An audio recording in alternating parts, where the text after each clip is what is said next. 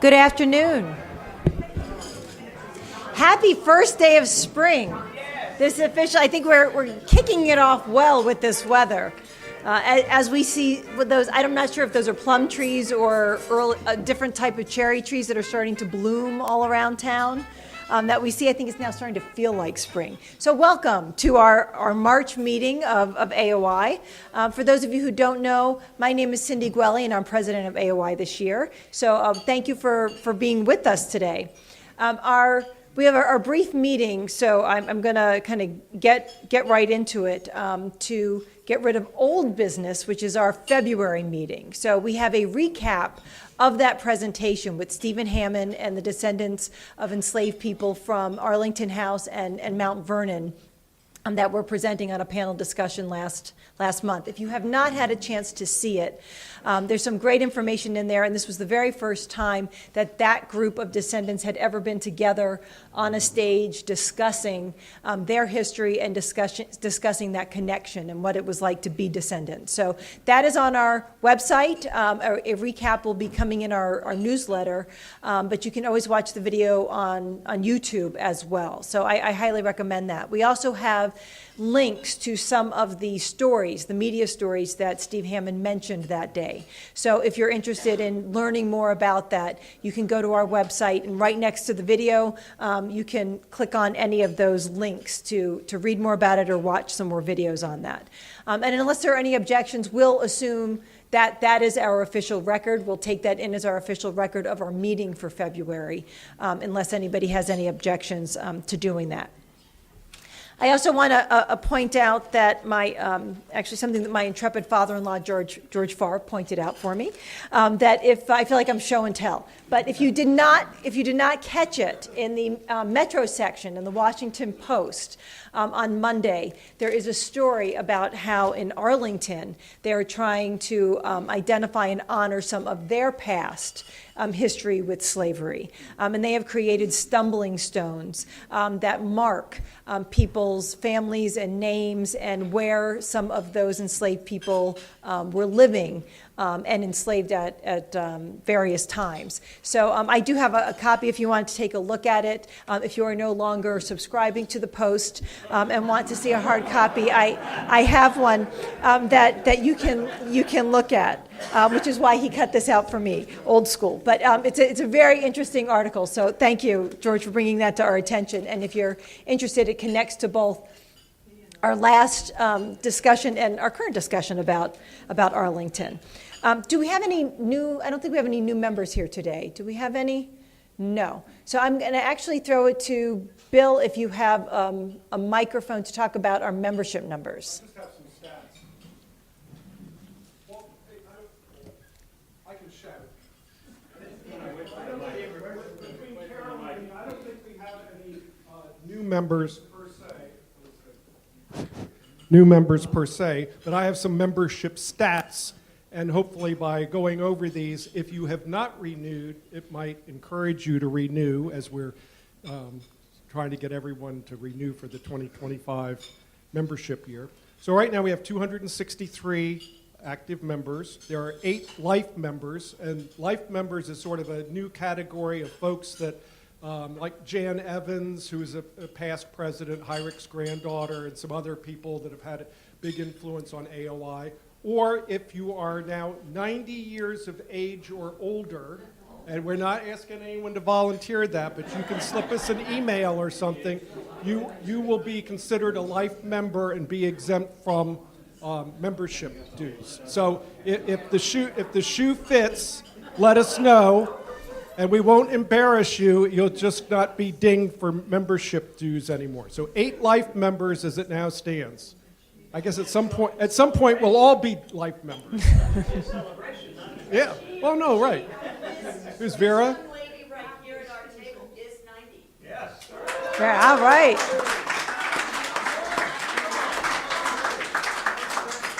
Well, we think she looks 19. So Vera Abbott is our newest life member.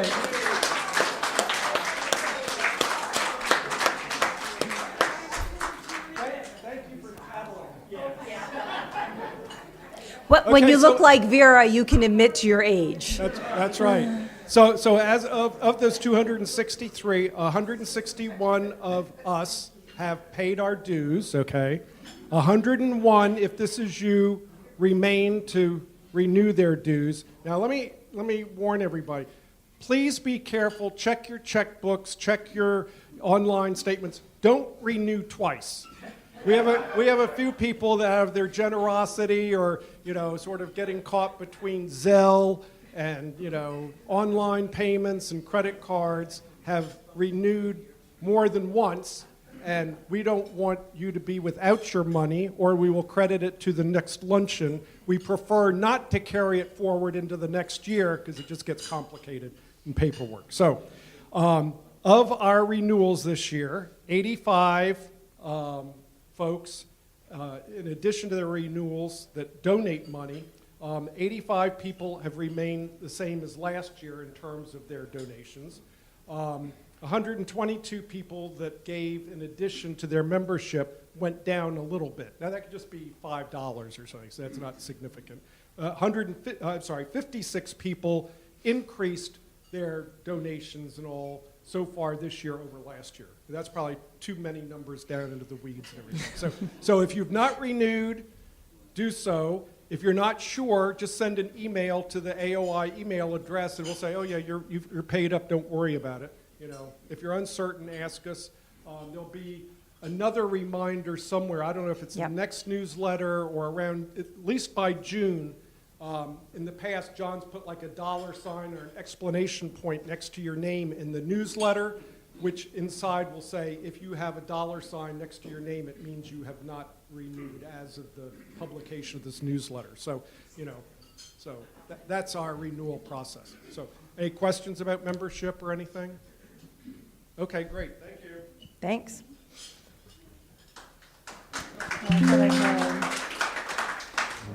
So as part of our 160th anniversary extravaganza year that we're having, I mentioned that we were going to talk a little bit about some of our founders. So last month we talked about Benjamin Taylor, and this month we're going to talk about Peter Force, who was one of AOI's first vice president.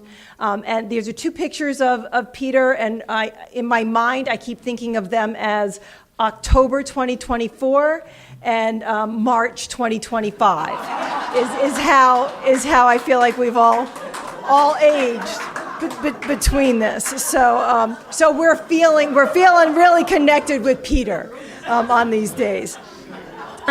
Peter is actually not a native Washingtonian. He was born in New Jersey, raised in New York, and then spent time learning his trade as a printer in New York City. And his father was a Revolutionary War vet. He served in the War of 1812 and became a general.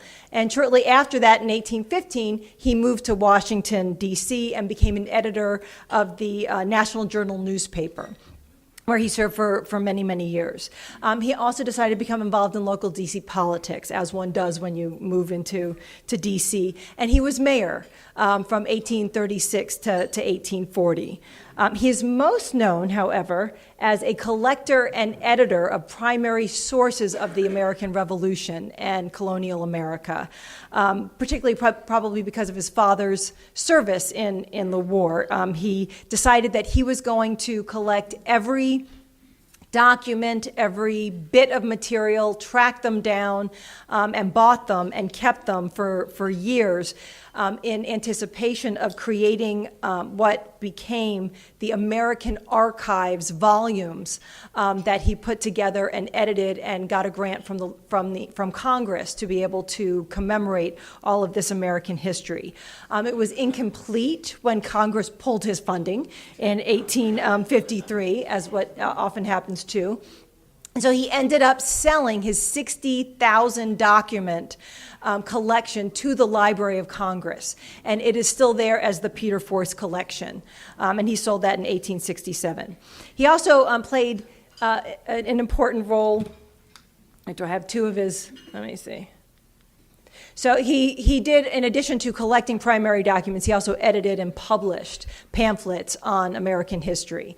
And some of those are available online. So that's one of them that's on the left. And on the right is a talk given by Ainsworth Spofford, if I'm correct, pronouncing his name correctly. He was Spofford.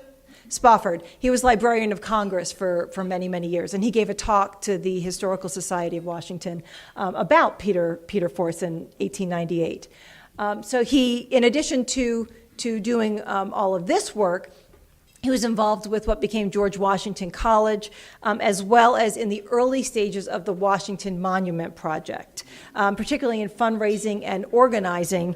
And he was involved with establishing the Washington National Monument Society, where he served alongside with Benjamin Taylor. And he offered a plan, his own design, that he submitted as a possible Washington monument, as kind of an enlarged Egyptian pyramid.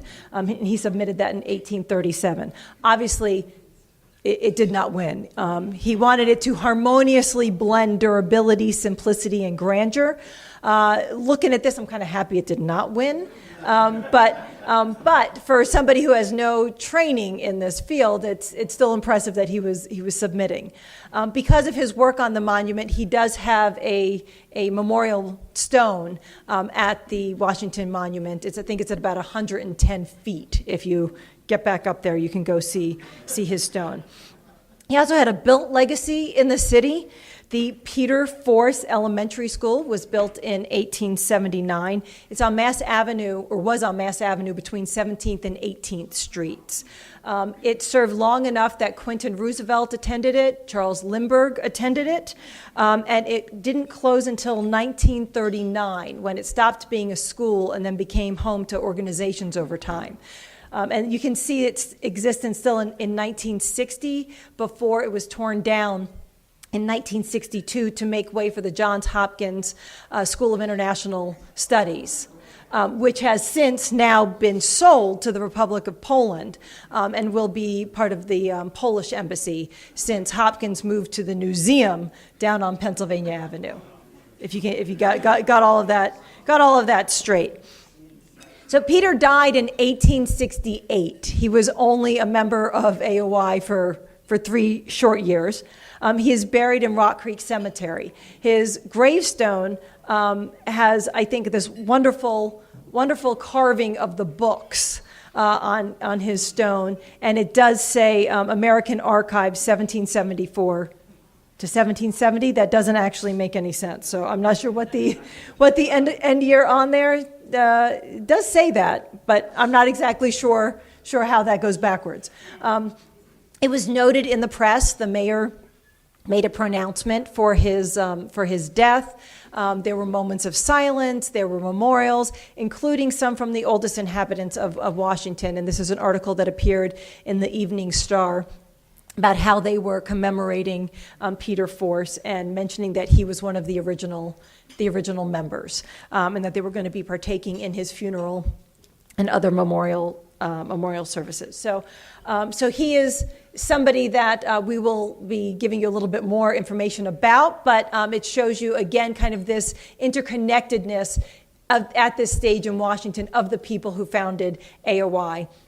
And of course, because we are in Washington, and this was founded in the Civil War, Peter had one son who became a general in the Union Army, and he had one son who became a lieutenant general in the Confederate Army. So, coming from this area, we always have that. I think that's all for that. So there will be more about our project 160, including our attempts to create a history of AOI and get that published, as well as finding out your history. So I do have an example, if anybody wants to see it, of the questions that we have put together to try to get you to tell us your story, your family's connection to DC, and your connection to DC.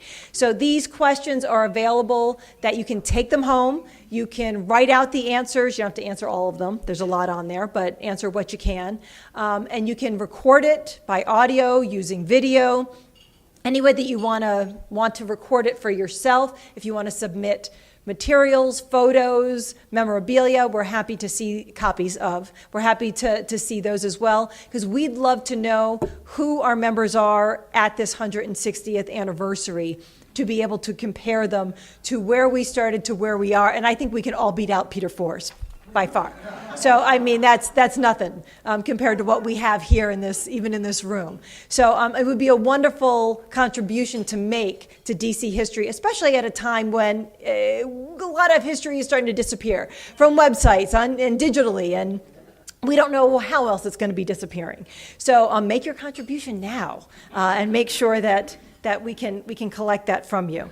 And on that note, also, if you have materials at home that you're not sure exactly where they should go and you want to make sure you're saving them, please reach out, send an email to the AOI email address, and we will try to help you find homes for them. Without Nelson's contribution to all of literally pulling them from the intended garbage heap about DC's home rule, we would not have this collection that he now just has created with the DC History Center to be able to keep those records. That all would be lost without Nelson saving those. So anything that you have, assume that if you do not take care of it, it will be lost, and we will try to find you a place and a home for it if you reach out and instead of getting them soggy and flooded when your basement takes in water at some point, and for that as well. So please reach out for that. Any questions, comments before I tell you? Yes, please, Tim. Just ask a quick 30-second favor. Could you Sure. go back to that picture of Absolutely. before the election, because I think it's going to be a meme. Thank you so much.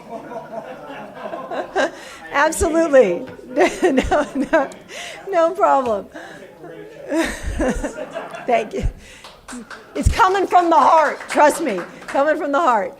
Any other questions or comments? Unlike other town halls, we welcome them here. Anybody? We can take it. I can take it. Bring it on. No? Anyway, okay. Right, Carol? I can take it. I can take the criticism. I can take it. I take it to heart. Okay, events coming up, if there are none. Find me later if you do have comments or criticism. But we are in cherry blossom time. So the Cherry Blossom Festival kicks off this Saturday. I think the opening ceremony is sold out of free tickets, but there are events all month long. Peak blooms right now are predicted to be March 28th through the 31st. So they are coming up. The Kite Festival is March 29th, which is always fun on the mall by the Washington Monument, and the parade is April 12th, if you're noting them. The DC History Conference is coming up, April 3rd through April 6th. It is free to attend. You can attend panel discussions. There are walking tours. There are documentaries. There are networking sessions. You can come visit John DeFerrari. He will be there manning a booth. He is the review editor at Washington History Magazine, and Pat Tyson will be there. Come visit Pat Tyson. She will be there. So you can register online for free, and there's a lot of, you'll probably see a lot of familiar faces in addition to the ones I just mentioned, but a lot of good information there.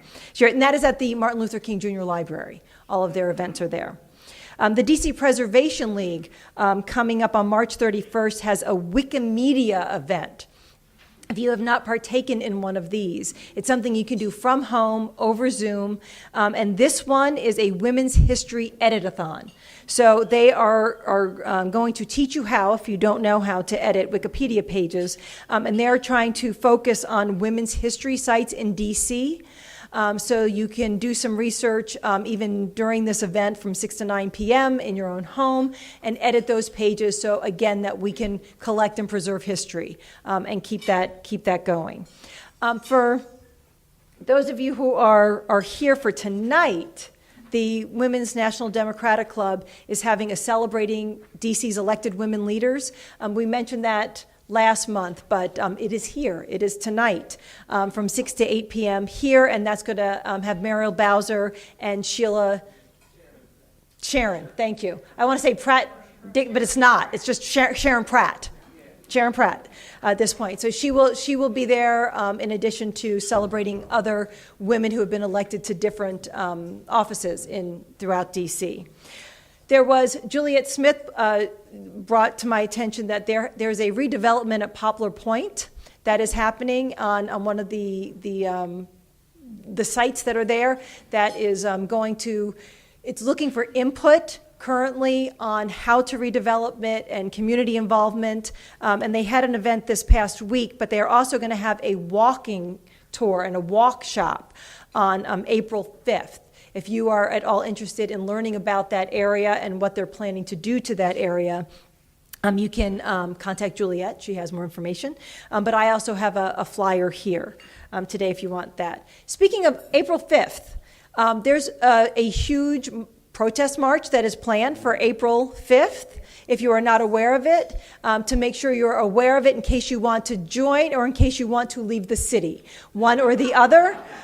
So just to make sure, because not all of this information gets put out, but it's going to be in downtown DC, we assume, I think on the mall area. So if just in case you're making plans on how to even move about the city that day, keep that in mind. Our next lunch is April 17th, and that is going to be Knight Kiplinger, and he's going to be talking about his grandfather, W.M. Kiplinger, and how he started his publishing, I'll call it an empire. We'll call it a publishing empire, and also his civic contributions to DC. And so he's going to have kind of an informal chat with some family pictures and talking about their involvement in all the early development of organizations and civic life in DC. Nelson, trivia questions.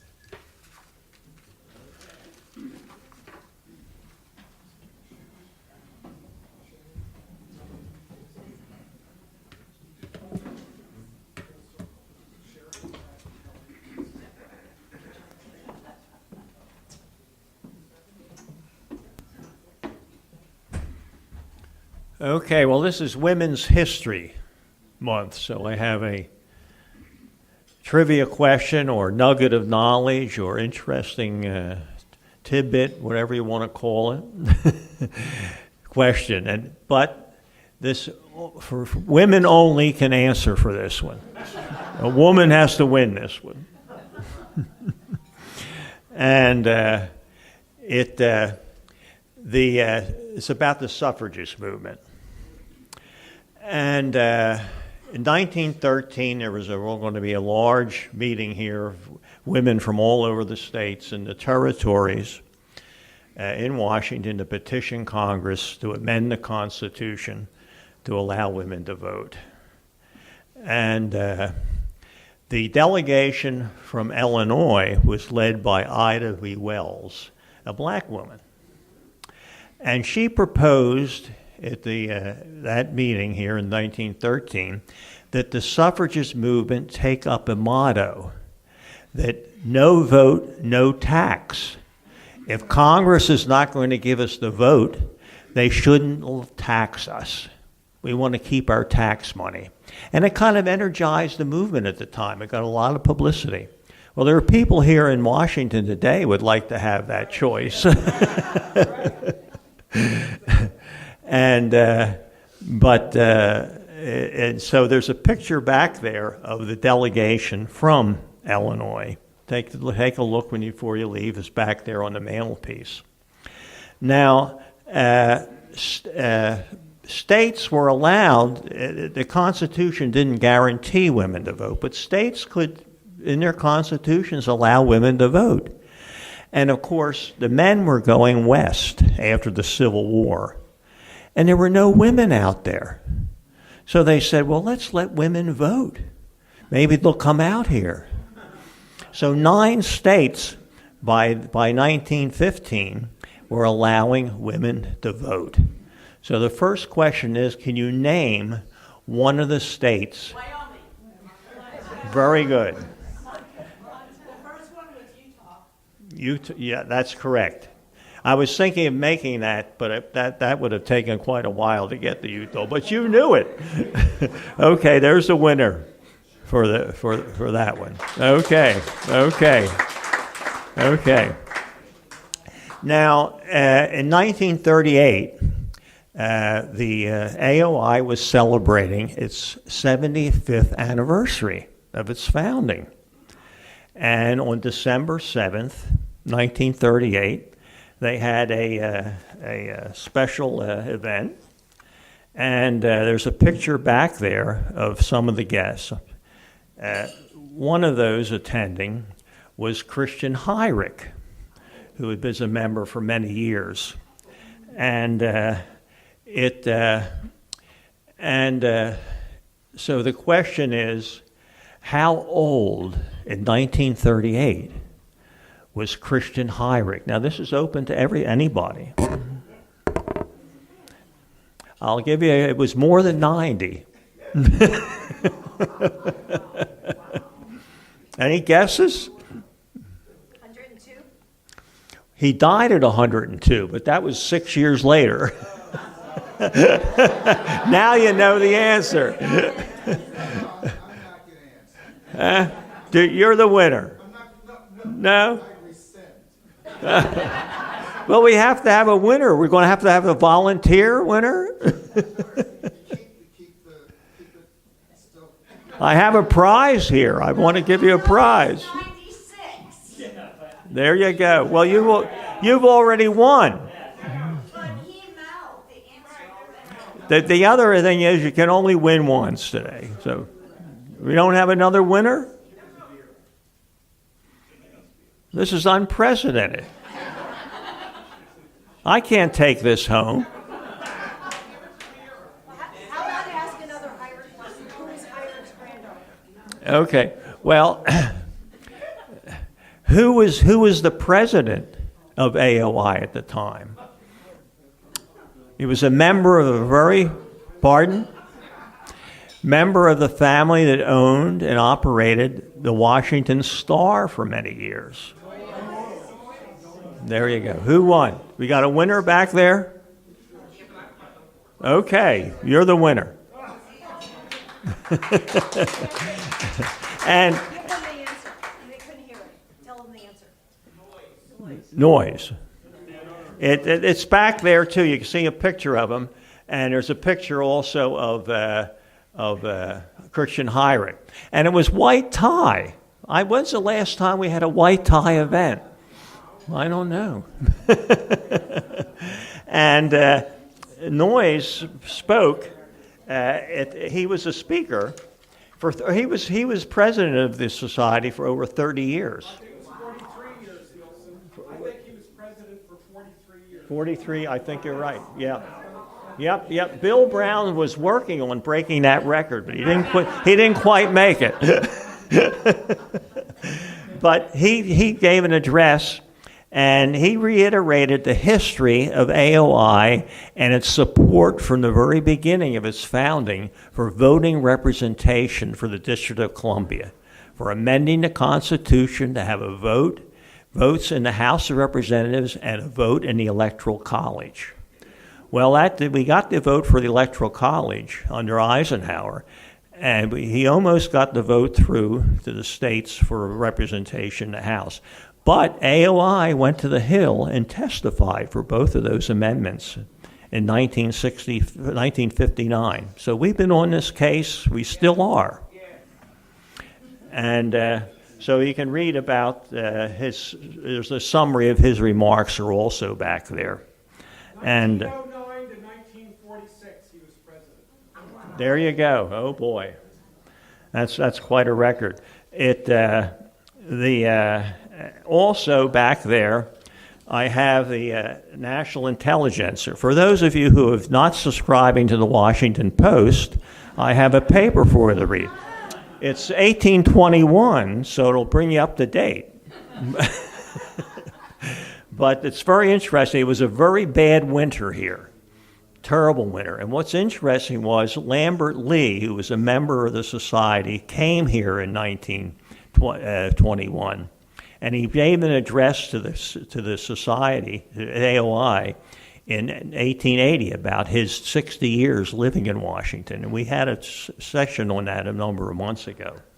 But this is very interesting. You'll read particularly about what people were doing here to raise money and help to get the poor, some of the poor, through this terrible winter. It was awful. Every day was below zero at one time or another. Bad storms, bad winds. It was a terrible winter. So So there are copies of that back there too. And next month I'll have a trivia question from this, so read it closely. Okay, thank you.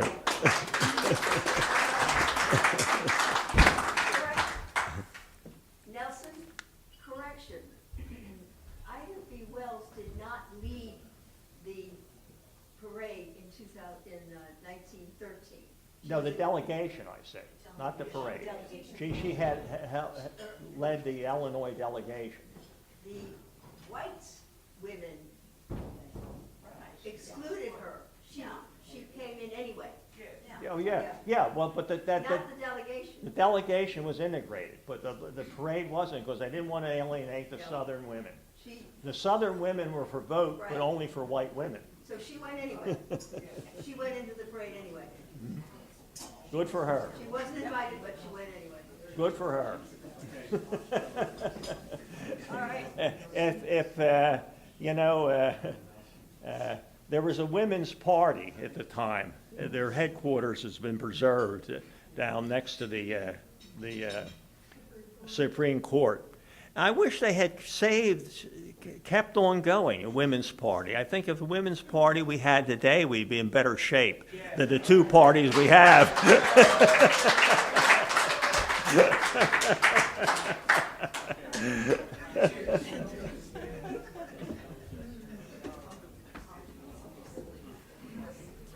There's a wonderful scene of exactly that with Ida B. Wells in a movie called Iron-Jawed Angels, which has issues, but it's an older HBO movie, and it shows the suffrage parade, and it's one of the best kind of fictional depictions of the suffrage parade that I've seen. So if you are interested, it's actually a good overview of what people did to get the vote, but it's a great representation of Ida B. Wells.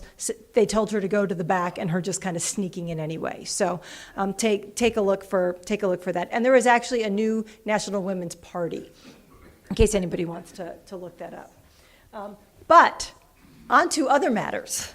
Thank you everybody for participating. And today I'd like to introduce our speaker.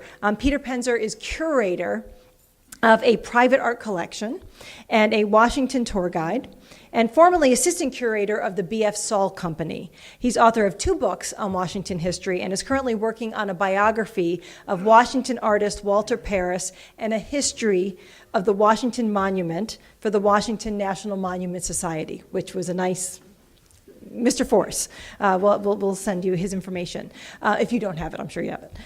He has lived in Arlington County since 1984 and is here to speak about Arlington in the 1920s. And before I pass this on to Peter, we are going to turn off the camera because we have some proprietary images that are up here as well. So we're going to turn cameras off and no photos, please, which makes it sound like he's on the lam, which I don't think he is, but we're going to abstain from photographs. Yes.